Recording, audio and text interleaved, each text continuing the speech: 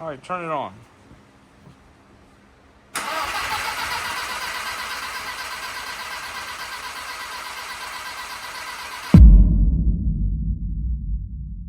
Do it again.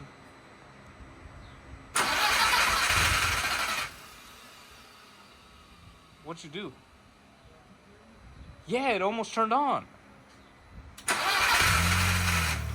Alright, welcome back to T's Budget Garage. And the TT took a bit to start because we replaced the fuel lines and fuel filter, so there was no fuel pressure. In the last video, we completed a much needed Haldex service and replaced the Haldex pump. Unfortunately, an internal memory code popped up, but the Haldex still works for some reason. In this video, we're going to address the final main issue the car had and get it ready for its first drive since we started working on it. So stick till the end and don't forget to like, comment, and subscribe.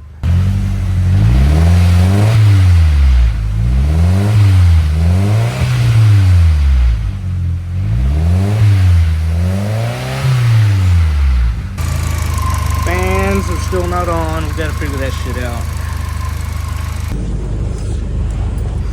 Alright, so got the heat on, trying to circulate the coolant. But man, the only thing I can say about this new clutch kit is that flywheel is so light that it chatters a lot. But the clutch pedal feels a lot nicer than it did before because it was pretty stiff with that stage 3 ECS clutch. So this is definitely gonna be good for my son. And now it goes into gear. And it doesn't struggle to get into gear like it did before. So faulty clutch slave cylinder was the issue. And now we got heat too, which didn't have before, so I don't know how that happened. I did try to flush the cooling system. The thermostat just opened up. I just felt the upper radiator or the lower radiator hose and coolant's flowing through there. Now the only thing I got to figure out is the fans. They haven't kicked on. It's already at operating temperature and the fans haven't kicked on. I'm pretty sure it's just the whole fucking fan. The fan control module's been replaced. The thermoswitch or whatever it's called that's on the radiator has been swapped out as well. So at this point everything's pointing to faulty fans. But yeah, that is a success. 121,000 miles, 2001 Audi TT. What I will say is, so there's a 2006 out there, then the 2010 S4 and the 2002 GTI. New cars are cool and all, but the old stuff is better. And I wish more people would try to keep these cars alive because they're pretty great. But yeah, success. We just got to button up a few more things and this car's going on the road hopefully tomorrow. All right, so to test to see if your fans are working, this is the plug that connects to the thermo sensor or whatever the fuck it's called. You guys won't be able to see it, but actually I have a spare one right here. This is the OEM one. Replaced it thinking that might be the problem, but after replacing it with a new unit and replacing the fan control module, fans still act up. Now, what you are supposed to do to try to test them is, it's gonna be hard to record, but you're supposed to touch pins 1 and 2 and then 1 and 3 with the car in accessory mode, and the fans, if you do pin 1 and 2, you should get both fans turning at low speed, and then 1 and 3 will also get the fans to spin at high speed. And then with the car off, key out, if you bridge pins 2 and 3, they should also spin. So I tested these out last night and they kind of worked and then they stopped working. So like I said, the fan control module is new. So at this point, I'm pretty sure the fans are shot. So I got some coming along, ordered them yesterday, and that's gonna be a pain in the ass trying to get out. There's a bunch of shit in the way from at the bottom and the top. So we'll see how that install goes. All right, so I got the connectors to the fans here. We're gonna be testing them out. They're all 3 wire connectors. Brown is your negative, and then the other 2 are low and high speed. So let's test and see what happens.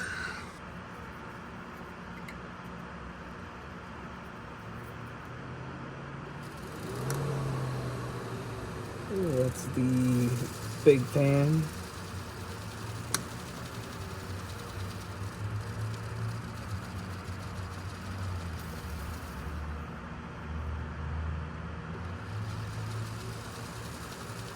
So both low and high work on the larger fan, and let's test the smaller fan. And nothing.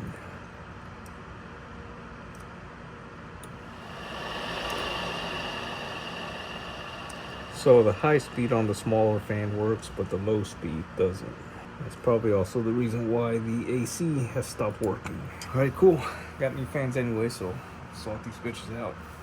Alright, so here are the new fans. Got them off of Amazon.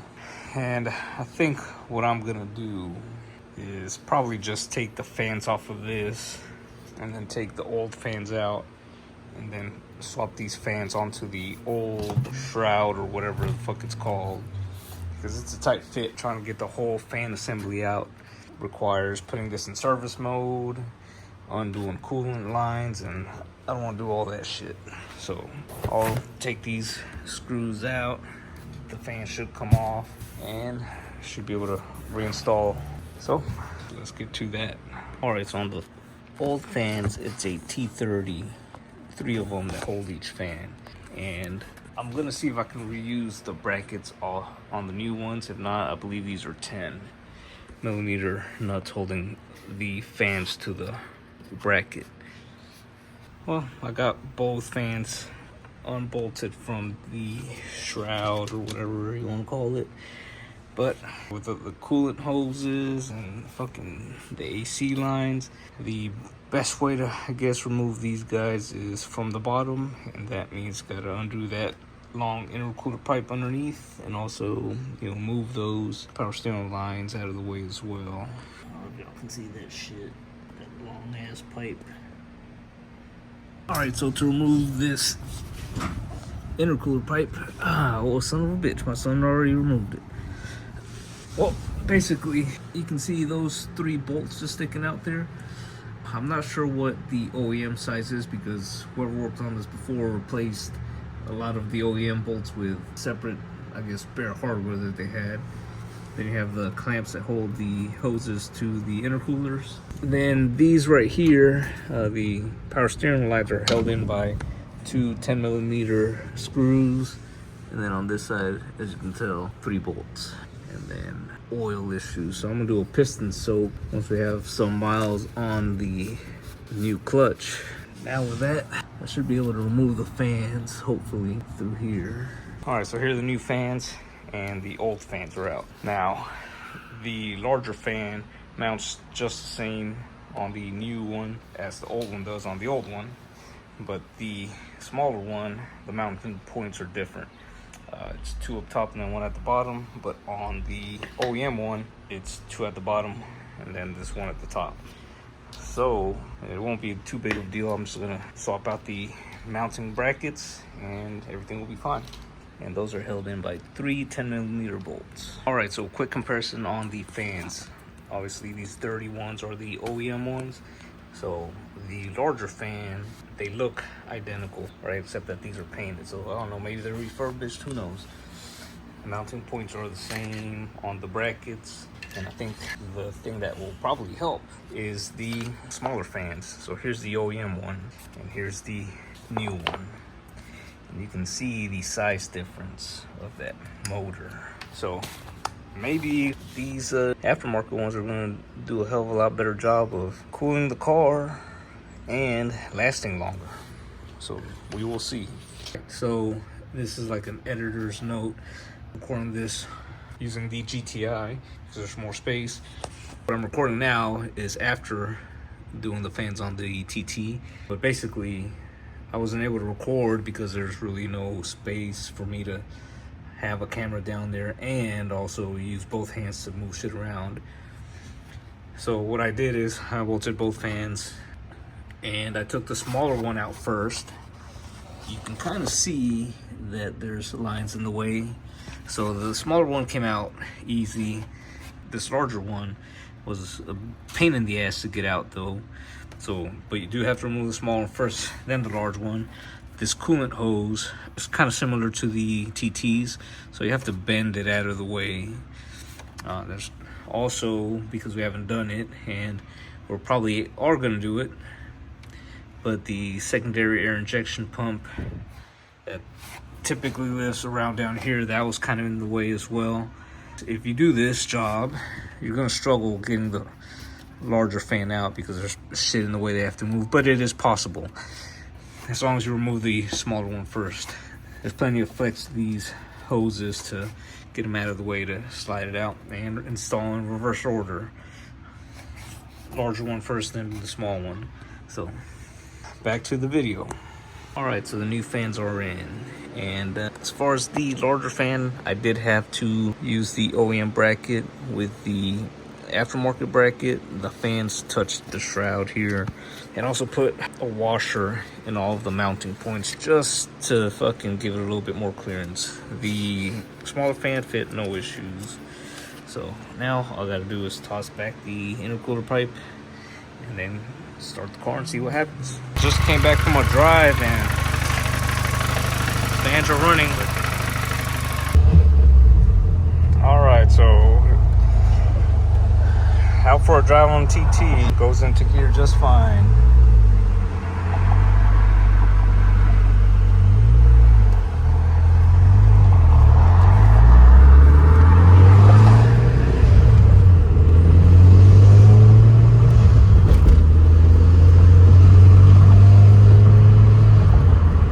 Gotta take it a little easy because you have to break in the clutch first, but this car is just driving perfect now. Just shifts through all the gears. It's kind of silly how it just, you know, this guy had a clutch slave cylinder issue, and instead of figuring it out, got rid of it, which worked out for us because now my son has a pretty cool car. The radiator fans are working. Right now the glove box is out because the one of the motor flaps for the air vents isn't working, and we're going to take the dash out to get to the flaps. They're all missing the foam, so we got to seal up those flaps, that way we can get heat and AC. And then also the AC isn't working for some reason. It was working perfect before, and now it's not turning on, and I think it might be due to one of those motors causing a code that is probably telling the ECU not to turn the fans on, but we'll see. Everything's fucking good to go now. Oh, let's talk about the motor mounts. Those CTS motor mounts, not a lot of cabin vibration compared to the stage 2 mounts that are on the GTI. Fucking great. This car doesn't rattle itself to death like the GTI does. The shifting is great, like I said. So the short shifter upgrades on it, and paired with this shift knob, is pretty nice. The clutch chatter is, it's a single mass flywheel, so obviously it's gonna have a lot of chatter, but the clutch feels great now. It's not as stiff as the stage 3 or stage 4 ECS clutch that was on before. The car right away, though, as soon as you start letting out the clutch, wants to grab and go, so that's good. There's no need to really be slipping the clutch to get going. But other than that, man, I'm trying to remember what other mods we've done, mods or repairs. Those are the only ones I can think of at this moment that are helping drivability, but I don't know if you can hear it or can't hear it. Right now it's not making any chatter and the clutch is not depressed.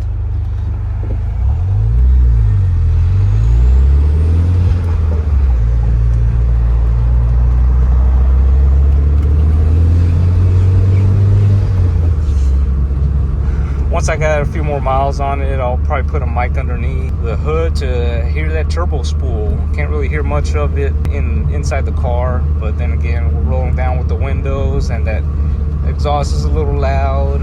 I'll put a mic underneath to try to catch some of that turbo spool, see if my little cheap mod for the charge pipe worked. But either way, that's it for this video.